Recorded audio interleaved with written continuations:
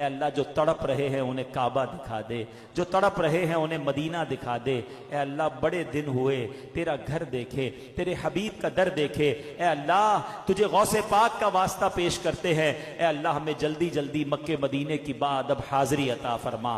اے شفا دینے والے ہمارے سارے مریضوں کو شفا عطا فرما، جو قرضوں کے بوجھ تلے دب گئے انہیں قرضوں سے خلاصی عطا فرما۔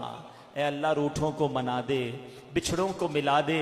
اے کریم تیرے خزانوں میں کمی نہیں مولا، آج سب کی جھولیوں میں برکتیں عطا فرما، سب کے رزق حلال میں برکت ڈال دے، رزق حرام سے ہم سب کو محفوظ فرما۔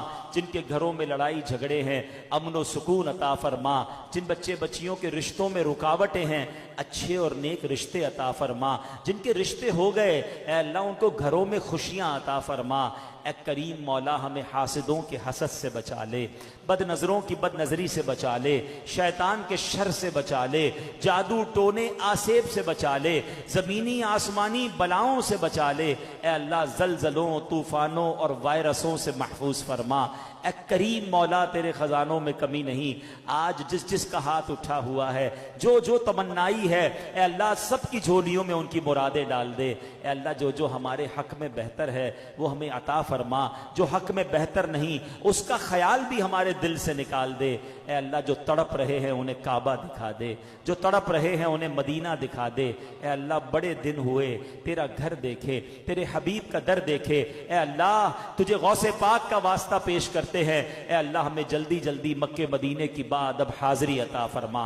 اے اللہ بغداد معلیٰ کی خیر فرما، فلسطین کے مسلمانوں کی خیر فرما۔ اے اللہ عالم اسلام کا بول بالا فرما، دشمنان اسلام کا منہ کالا فرما۔ اے اللہ ہمارے وطن کی بھی خیر فرما۔ یہاں مہنگائی نے اے اللہ بہت سارے لوگوں کو تنگ کر کے رکھ دیا ہے، بے روزگاری نے تباہ کر کے رکھ دیا ہے۔